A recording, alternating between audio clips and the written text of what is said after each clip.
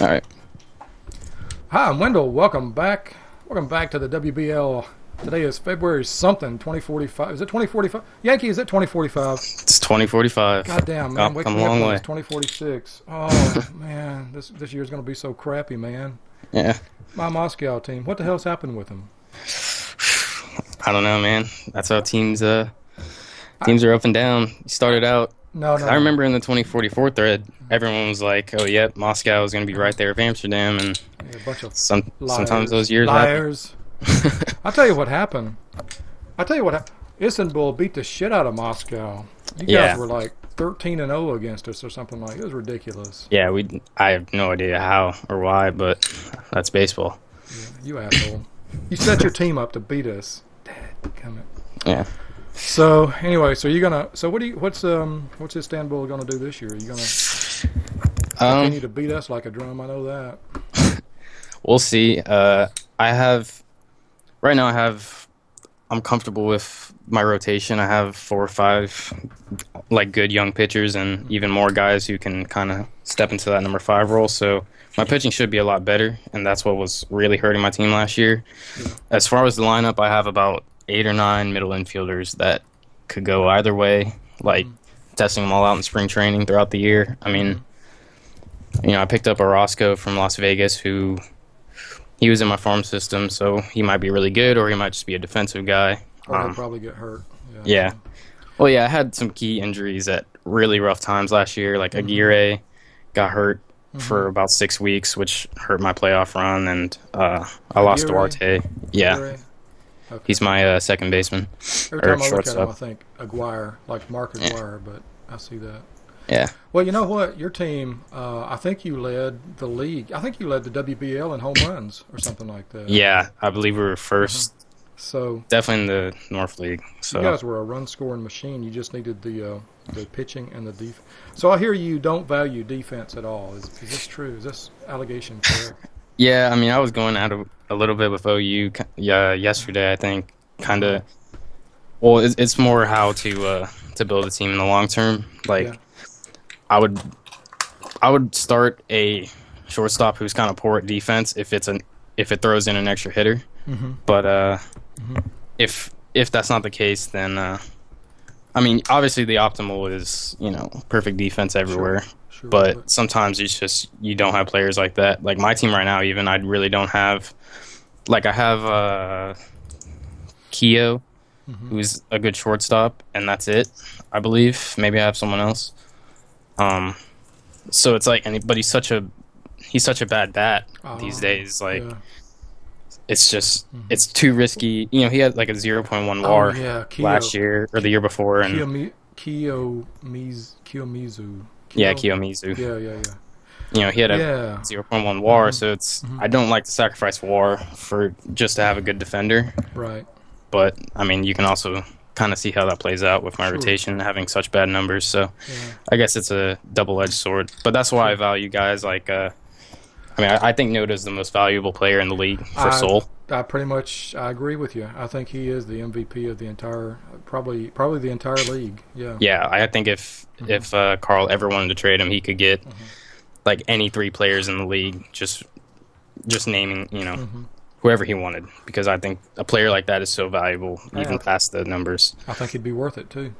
Yeah. So I've never really had. I guess the closest guy for either of my past teams would be Presto. Like way back in the UBL, he was supposed to be, before he got hurt, he was supposed to be that like 70 defense, like 30 home run guy.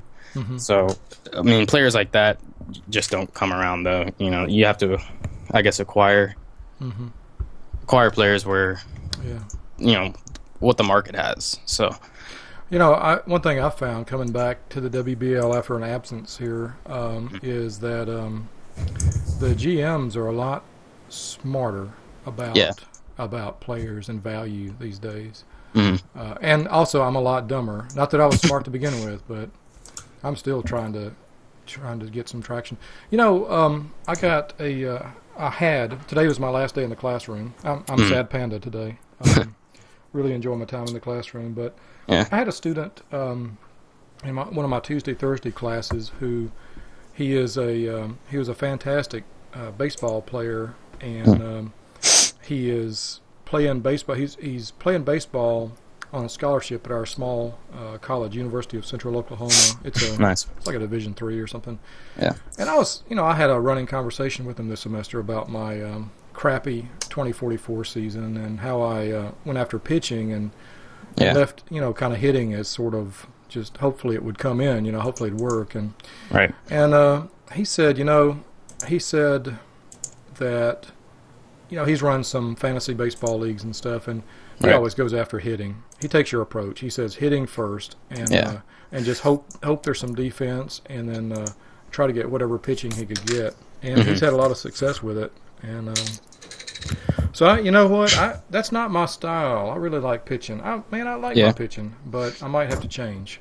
Yeah, I mean, I think it has to do with the market, like what kind of players are available, and just sometimes, I mean, since we're starting, unless you're an expansion team, you don't really have a say as to how your team starts out. So it's kind of like whatever's available for you. You usually build your team around, one or two guys. So right now I have a surplus of hitting, and maybe in another iteration, if I randomly generated a league, would be 4 good pitchers or something. So I think I prefer hitting because those guys play every day, whereas pitchers are once every 5. But if you have 5 aces, well, that's every day. So it just depends, I think.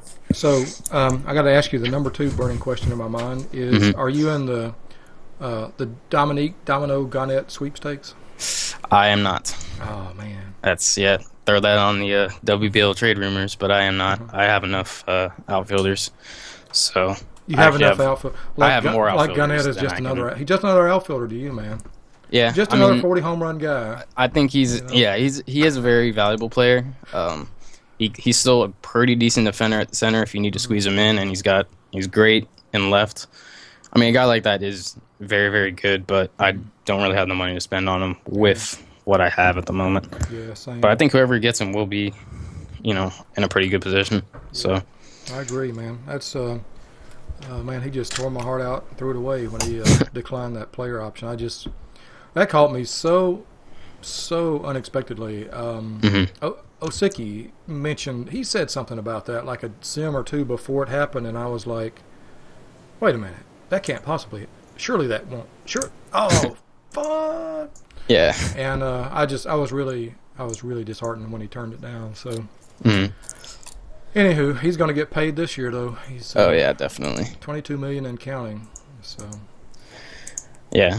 Well, I mean, with those expansion teams, that is a good player to, especially if you want to go for it, in the first couple of years. How about $27 million? The Conquistadors have submitted a good offer. Maybe you can do better. $27 million at 3 years. Oh, wow. Man. I mean, that's what gets him, I mean, he's a, let's see what his WAR was. I know it was pretty high, 6 point something. Yeah, 6.1 WAR guy last year, 3.2 the year before, but he's consistently been a really, really good player. So is it worth it? Probably. I mean, even with the way salaries are, I think it's worth it, Cool. So, okay, well, let's dive into enough for the preamble and the prologue and whatnot. Let's what we want to talk about today is the draft. Yeah. And I have to tell you, I know almost nothing about the draft, and I only really got into it in the past couple of days. About the past day, after the first round was complete, or towards the end of it, I started to get into it when it came up close to be time for my pick. And I went ahead and put some guys in there, and I put in some guys and carefully sorted my first 3 or 4 guys, and then after that I was like, okay, well, all these guys won't get taken, right? And so I'm not going to worry about the guys after that. And so sure enough, all the guys I sorted carefully were taken, and then the guys I just kind of had in randomly jumbled, the first one of those guys was picked. So, the guy that I really wanted was the Tulips took him, Jim Machado, right after my Paul Madison pick. But I think Madison will be okay. Well, let's start from the 1-1. All right. The Crawdads took Frederick Smith, first base. Yeah. Frederick Smith. What do you think about that pick? Was that a good 1-1 pick? Let me look at him in game. So I'm going off the OSA here. So again, I'm not spoiling anything with my scout or whatever, in case Rad wants to call me out. So Rad's gonna be Rad, but I'm yeah. pulling Well, up yeah, the he OSA will stuff anyways. too, But so he's got 70 contact, 70 avoid Ks, 60 gap power, 60 home run power. A little below average eye, but that's not really a big issue.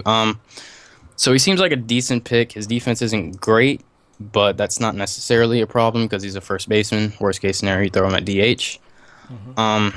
He's a switch hitter, which is nice because there's your lineup flexibility. And I like his outfield ratings. I think he could actually possibly fit in left. I mean, I know that's I had the Don Drain experiment there back in the day, but I think he could also fit in at left better than. I mean, his outfield ratings are 45, 45, 65. His infield ratings are mostly in the low 40s. So if that bat pans out, he should be a pretty valuable player, especially if you can throw him in that corner outfield spot because Well, he's got the arm for a right fielder, 65 outfield arms, so yeah, he could make that long throw to third from right field. Yeah, I mean he may be a poor defender there, in which case just throw him at first. No harm done, but you might as well try him out in the minors, see how he does. Yeah, I mean I think it's a good pick. I do think that I maybe liked Funk better at the 1-1, but I don't really know about Real's farm system either, what he needs, and I think it's kind of splitting hairs at the same time because Funk might end up being a first baseman too, and then Fred Smith is more valuable. And I also think the guy I picked, which is we'll get to him later, but he's kind of a similar but lesser version of Real's pick. So I think Real didn't necessarily miss any value by picking Fred Smith. I think it's a pretty solid first pick. Okay. Is Smith let's see, he's 18. Is he a high schooler? Or high schooler. Yeah. High school. Looks like he played for SJ, whatever that is, in our feeder league. So, and he put up 195 OPS with 10 homers in 33 games. So, homer every third game. Can't really complain about that. 413 batting average. Yeah. Yeah. What you gonna tell a kid like that when he comes back to the dugout? I mean, I don't know. Yeah. Yeah. So I mean, it's a pretty good pick for Real. Like I mean, and he knows his system better than I do. So I think he did good there. Cool. So the 1-2 pick, John the Funkmeister. Yeah. So back for another round. Yeah, second year in a row that he takes him, I believe. Yeah. Couldn't afford him last year. Yep. So Funk, I like Funk. I mean, as I said earlier, his defense might be a little suspect in the outfield, which could be an issue because slightly less of a good bat at first, which is why I said Fred Smith is a better pick. Okay. But he is a little bit older, and his current ratings are a little bit better, which is a good sign. And I mean, he's got 75 contact, 65 power, 65 avoid Ks. Pretty much, the power 3 there of what you want in a power hitting fielder. His stats from high school to college, there wasn't any drop off at all. The only thing is that the college he played for was poor competition level. Right. So he might have even been a little bit weak for his level, and I can't sort by stats anymore in the draft pool and the actual client because I guess because of the way the feeder leagues work. It might just be the filter I'm running, so maybe it is a bit of a problem. Not only a few players have stats, and I think they're all. I think when you pull up the draft pool, only some of the college players have stats. Yeah, I think you're right. I think it's something to do with the feeder leagues, but I also have that issue. Yeah, so I mean, it's not a huge problem because you can go in now. We can see more detailed stats, so it's just a slight trade-off there. Sure. But so yeah, I can't really compare off the top of my head. Other college hitters, like if they've done similar stats in better competition, in which case that might be a little red flag. Yeah, but that would be a darn good thing to look at. Yeah. Batting, high school, college stats.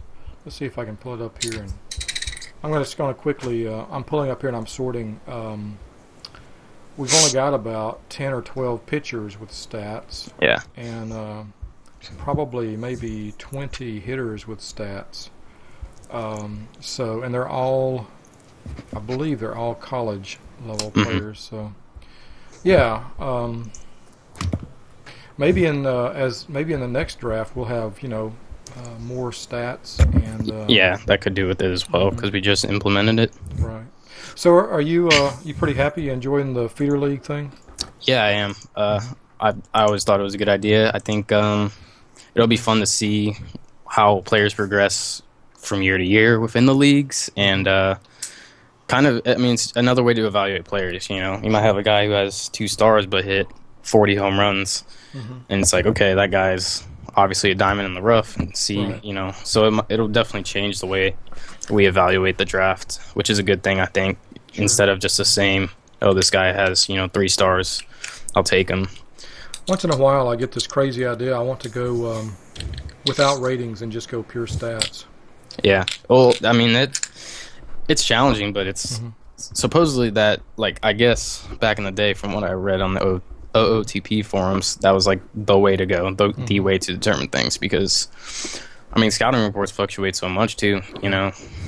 Every month it seems like your star prospect drops, 20 points or whatever. So yeah, and we see it. I mean, we see it in the WBL when, like Yassine Ben Jamil, he's got the stars, but the dude can't hit worth crap, and yeah, or at least it didn't for me. It didn't for me. So yeah. And then we see guys who outperform their ratings. So I don't know. I just I tend to use. To me, the ratings become a crutch, and I would probably ultimately enjoy things more without ratings, just with stats. But who knows?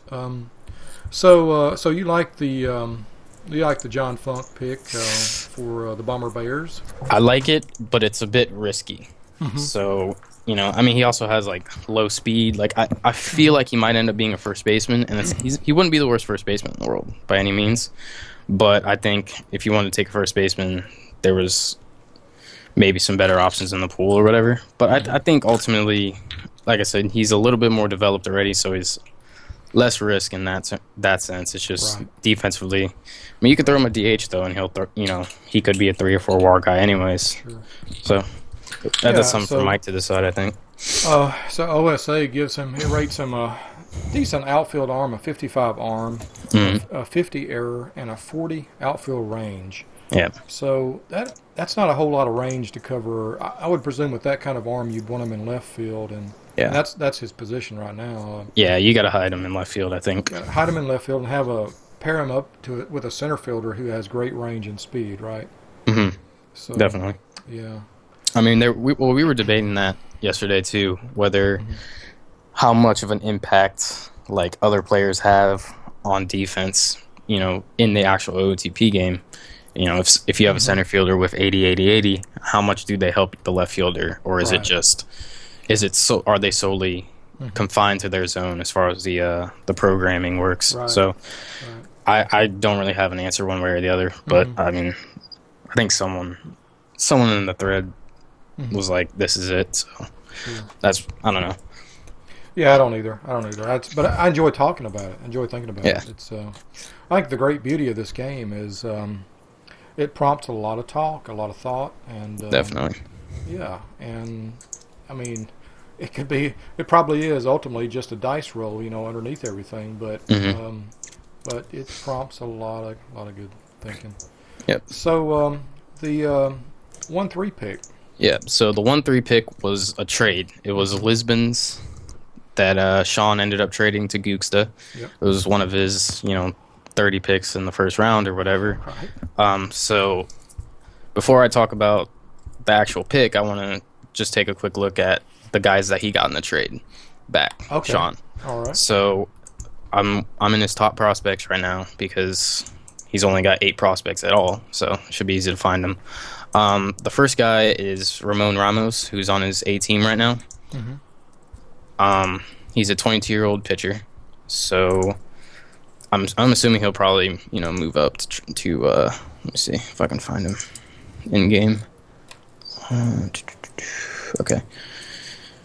So he'll probably be moved up to double or triple A. He was just there, I guess, from the trade. Mm-hmm. But he's 22 years old, 55, 50, 55. He's got five good pitchers, including a screwball, which is always fun. Mm-hmm. 80 stamina, which is what you like to see. Isn't the screwball? Isn't that it goes opposite the slider? Yeah, it goes the opposite way of a slider. Right. A slider goes the direction of your throwing hand. The screwball like bends away from your arm. Right. So I mean, he looks a good pitcher, as far as I can see. Mm-hmm. Good, like I said, good stamina. He's even got good defense. He looks pretty darn close to. Looks like Gusta had him in Double A last year, but he looks at least ready for Triple A. Oh yeah, I think Sean could definitely stick him in there, even throw him in spring training. So sure. Stamina for days too. Yeah, so I think this was a pretty good acquisition. What else did Lisbon get? He also got Francisco Miranda, who is a catcher on his A team. Let me see if I can find him. This guy's ready for WBL. Yeah, so he was in AAA last year. Mm-hmm. He hit 270, 339, 411 in AAA. Yeah, not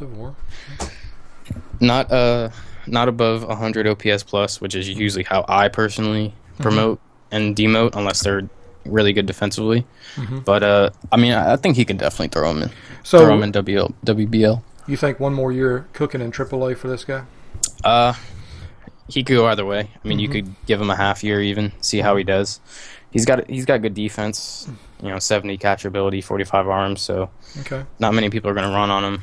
And a decent bat. Not, he's not going to, may not be in the top 5 offensive catchers in the league, but I think he's a pretty solid pickup as well, especially for a rebuilding or expansion team. So definitely two solid prospects solid prospects for an expansion team.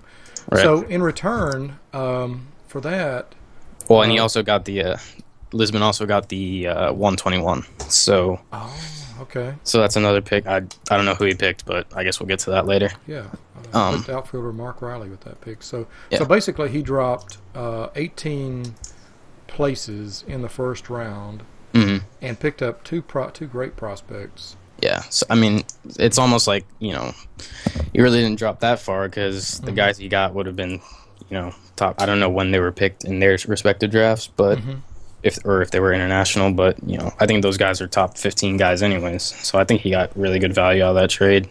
Okay. So Gusta, who I'm sure did the math, did every possible angle to determine his pick. He picked up Roberto Roca, who is a 21-year-old college guy out of the Jacksonville College Drillers.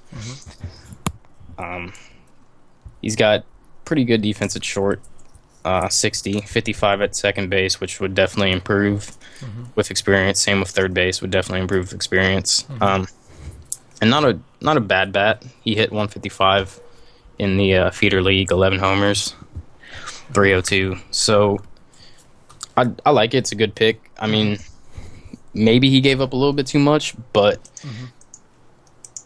looking at the rest of the draft pool that we have this year, maybe not, because if you scroll on down, there's the next shortstop was taken 33rd, and that's usually the case. With these drafts, especially the past couple of years, it's been like no second baseman and third baseman. Neanderthal was the last good middle infielder, which was 2 or 3 years ago. So I don't think it may have been a little bit high to pick him there.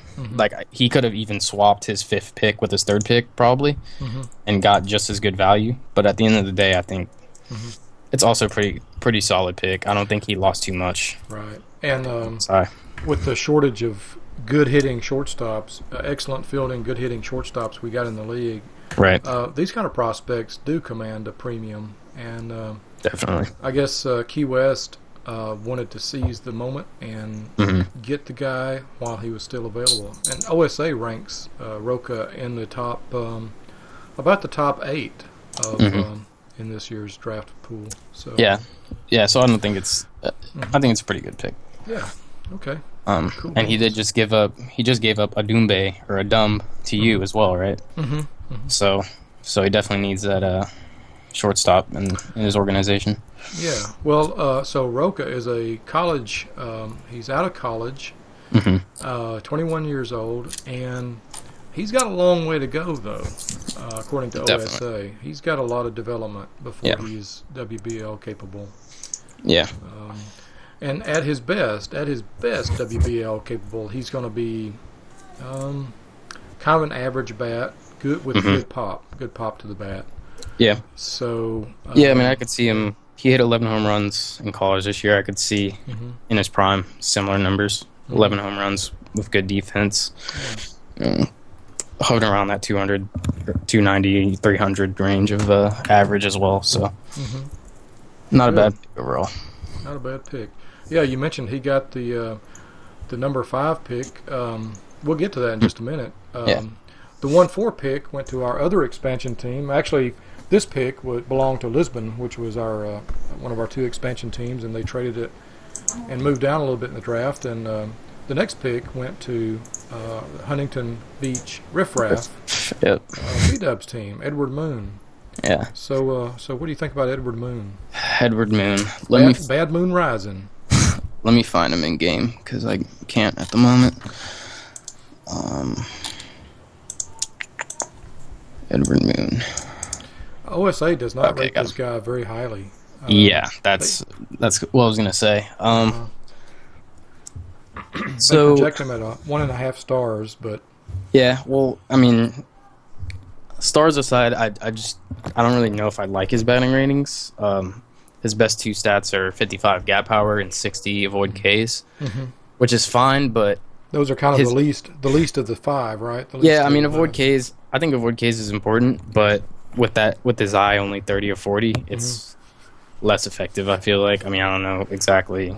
Different people have different theories as far as how that works, but I think if you're going for like that high OBP draws, so many walks per year, you kind of need both to be pretty good. Right. OSA says Moon is dumb as a brick. Yeah. So, well, I mean that's another thing that's another thing I don't like, but the rest of his intangibles are not bad. He's got very high work ethic, which, it says he tries as hard as anyone. So that's good, because that means he's, I think, less likely to actually drop in potential. So less likely to bust, maybe? Yeah, that's always my theory. I mean, I joke about it, but that's I generally think that's kind of what happens. To me, the best thing this guy's got going for him, and I think this is the reason B-Dub drafted him, the bat's going to be okay. The bat's going to be fine. But this guy can play. He can play every position except backstop.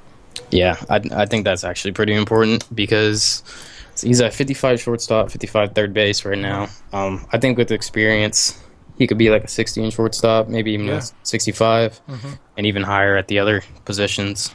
So that's very good. I mean, lineup flexibility a lot of the times is very important. Like I have a Juarez on my team who can play third and both corner outfield spots. So instead of needing one position when you're acquiring players, it's like you can stick this guy anywhere. So if there's no center field available, just stick him there. Right. Especially in OOTP logic in the late innings when it starts moving players around and stuff.